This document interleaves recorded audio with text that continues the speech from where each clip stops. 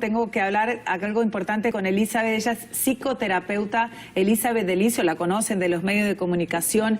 Qué bueno que estás con nosotros para hablar de lo más importante aquí, que no son las tablas, sino los números. Y un abogado, por supuesto, puede ayudar también en esto, pero cuando un niño no habla, cuando un niño no puede ir a la corte, la que debería hablar serías tú, ¿verdad, Elizabeth? Sam, a veces informamos a los papás. Lo que no nos tenemos que olvidar como papás es la vida emocional y psicológica de nuestros hijos. Ajá. Porque no es solamente un número y una cuenta. Tenemos que tener en claro que estos niños están sufriendo la ruptura, generalmente se sienten ellos responsables y culpables. Entonces, al final del día, no es solamente el número que vamos a recibir, si más y menos, sino que nuestro hijo se pueda crear sano psicológica, emocional y espiritualmente.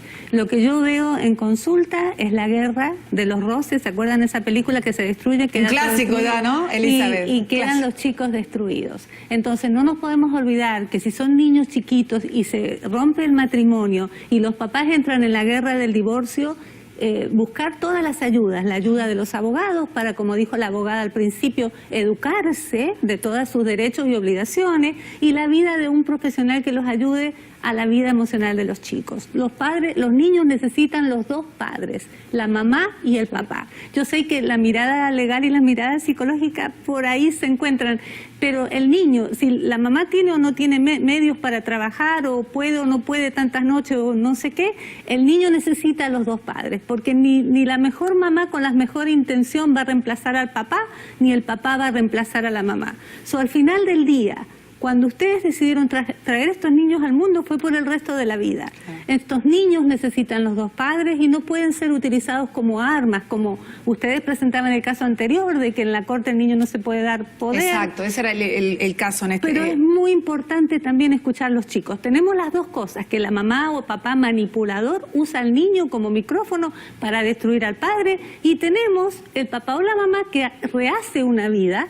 Entonces el niño tiene que gastar la mitad del tiempo con ese papá que al final del día no está, porque el papá está trabajando. Exacto, y deja al niño con la nueva relación que lo abusa. Exacto. Entonces tenemos que escuchar al niño de todos los lugares y empower them para poder darle la posibilidad de saber cuál es el abuso psicológico que a veces está pasando. Déjame que uno de los padres se lleva al niño, por ejemplo, a otro país. ¿Tiene obligación el padre, si no acepta este cambio, si se lo llevó sin la voluntad de uno de los padres, pagar child support?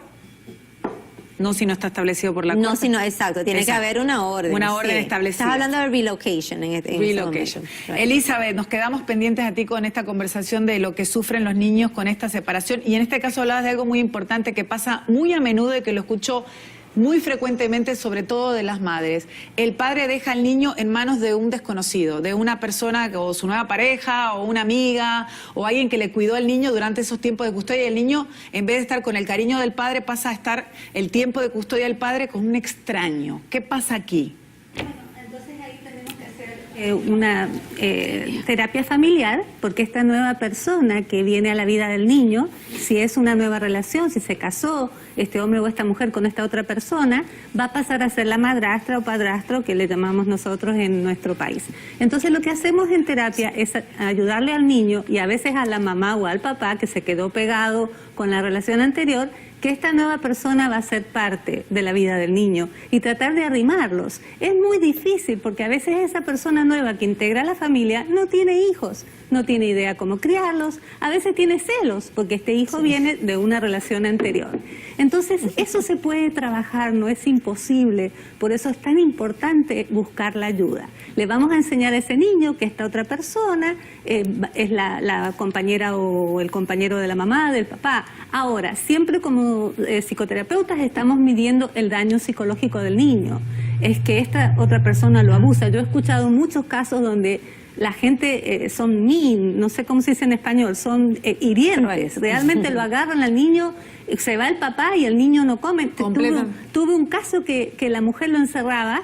Tuvo un niño de 3 años que no podía hablar, el niñito, así que ella se abusó de eso. Cuando no pueden hablar.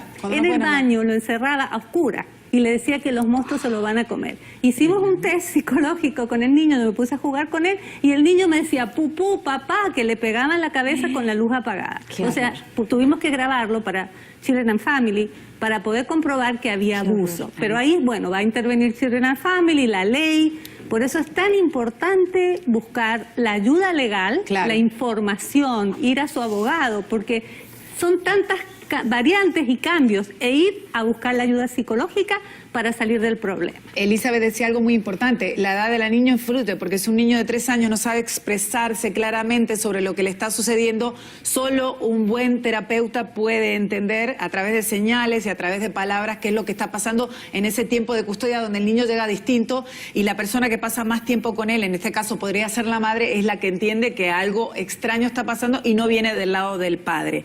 Valesca, ahora el tema legal. ¿Qué puede hacer un padre o una madre cuando no puede demostrar, por ejemplo, que el niño sabe que está sucediendo algo, pero el niño no se expresa? ¿Qué hace? ¿Llama? ¿Tiene derecho a ir a un psicólogo directamente o también necesita la aprobación de la corte para mandar a ese niño al psicólogo? Por lo menos necesita la aprobación de la otra parte, del padre o de la madre. Y si no puede, se puede hacer una moción para una evaluación psicológica.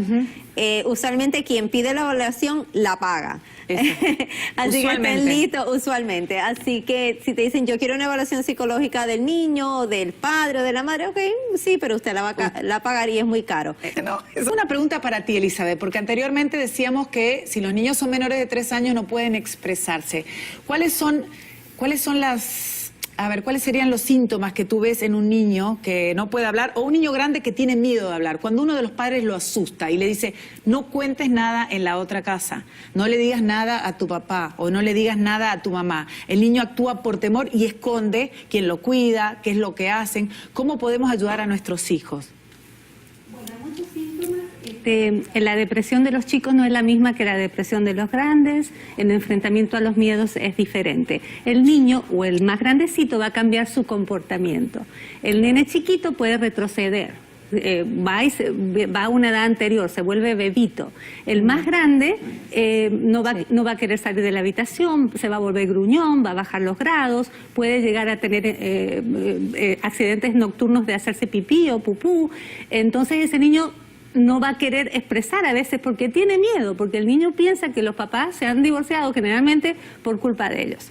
Entonces, estar atento a los comportamientos del niño, cómo va el niño, cómo viene el niño.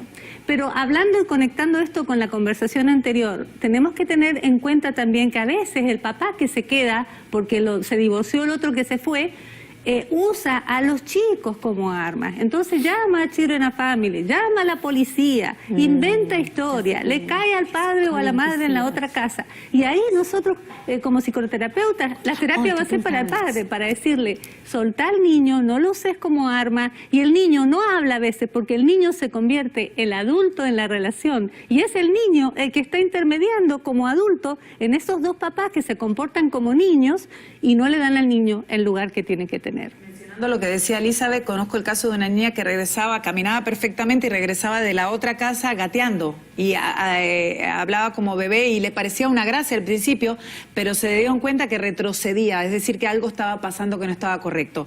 Qué bueno que nos acompañan, estamos con Valesca, con Fernando, con la psicoterapeuta Elizabeth, lo digo bien, psicoterapeuta y rapidito.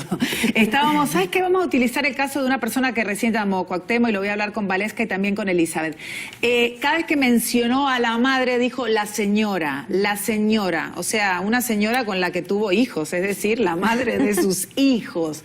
Cuando esa relación es tan espantosa, y mencionaba la película La Guerra de los Roses, que se la recomiendo, Elizabeth, ¿qué pasa cuando ese odio es tan profundo de una de las partes? ¿Qué pasa con el niño que escucha y está masticando todo ese odio tan terrible? ¿Cambia la imagen de uno de sus padres? ¿Cómo ven a sus padres? Claro, es terrible porque el niño a veces idolatra, llama a su papá y ese hombre puede ser un mal marido, un mal compañero, o esa mujer, pero puede ser un buen padre o madre. Entonces hay que separar los roles. El rol de mi compañero que me engañó, que se me fue, bueno, ese era un mal pareja que yo tuve, un mal marido o mujer, pero ese puede ser un buen padre para mi hijo. Y así todo, si no es el mejor padre, mi obligación sería ayudar a ese padre o esa madre a ser una mejor persona, porque como dije al principio, el niño necesita las dos partes, no importa cuán mejor padre o madre tú eres, la plata que le dé, el colegio que lo mandes, hay una parte que no se lo puedes dar,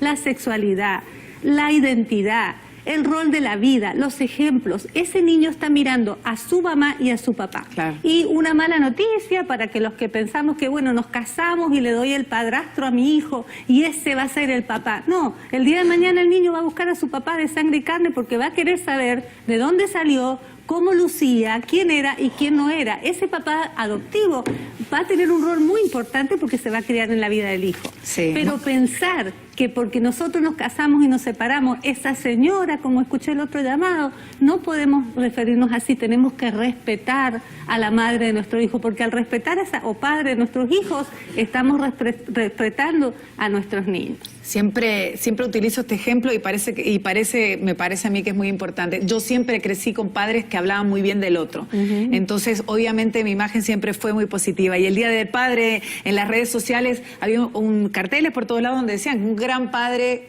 nunca se olvida de una madre. Y es así, ninguno de los dos se olvida del otro, porque si no, no sería posible esta vida, ¿no? Por supuesto. Elizabeth, tú que ves todo el tiempo, porque estás muy relacionada con abogados por tu trabajo, por supuesto, y porque aquí estos temas se llevan generalmente cuando no se pueden solucionar entre los padres a nivel legal.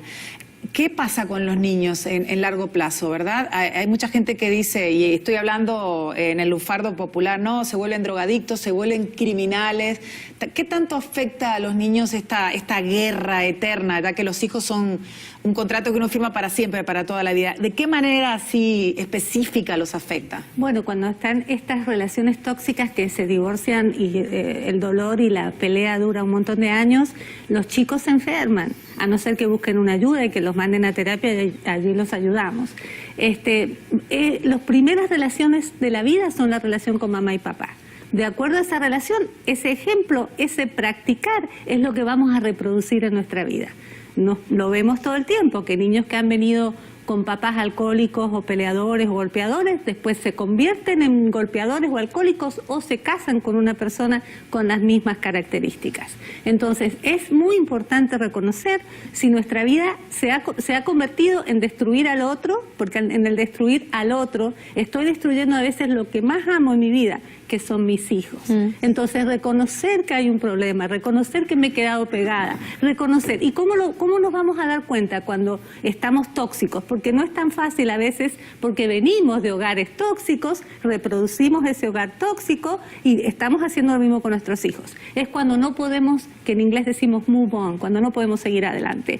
Y a veces el niño se convierte en el papá. Es el niño que le dice, mamá, no me preguntes más del papá.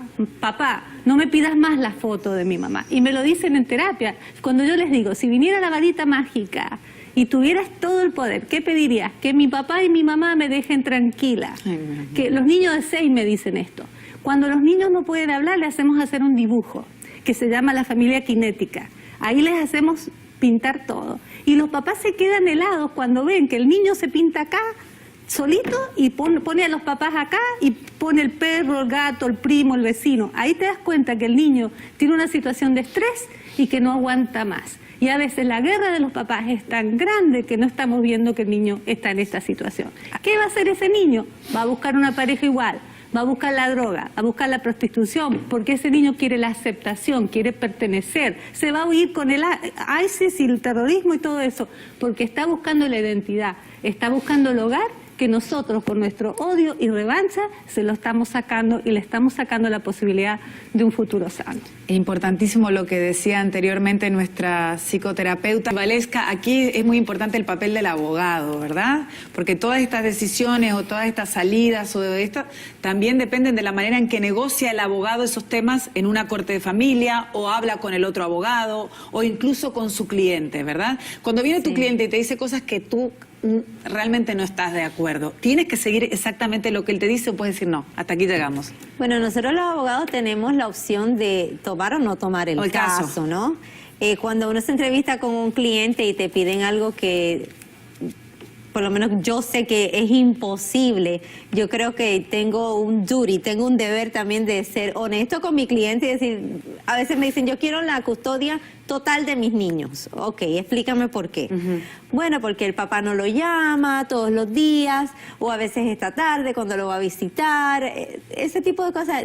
Nadie te va a dar sole custody por esa razón. Cuando una persona que tiene sole custody es porque la otra persona o está preso, o tiene la custodia total, o tiene un problema de drogas extremo que no se puede rehabilitar. Creo que los abogados también tenemos una obligación de ser de ser honestos, ¿no?, con los clientes y decir, bueno, esto es lo que podemos hacer. Yo no quiero que mi hija vea a su papá. ¿Por qué? No, porque él no trabaja, es un vago, no me da... Eso no es una razón para que no lo vea. ¿Qué podemos hacer? Y entonces ahí viene la ayuda de los psicólogos. En Dade County tenemos el Family Court Services Unit, que ellos hacen mucho tipo de terapias, reunificación, lo que es alienation, que es cuando un padre, porque pasa mucho también, un padre o una madre le dice cosas a los niños para separar a los niños de los padres. Todas esas cosas están disponibles para las familias y nosotros tratamos de promoverlo. Pero Elizabeth, lo más importante aquí, y por eso me despido primero de ti, son los hijos. Algo para agregar, para cerrar, Elizabeth, ya nos estamos yendo. Que los chicos no pidieron nacer, ¿ok? Que fue decisión de ustedes, los papás, traerlos al mundo. Entonces, porque ustedes hayan roto ese contrato matrimonial, no pueden romper el contrato con los hijos. Tratar de dejar el corazón al lado, usar la razón y pensar que es lo mejor para los niños.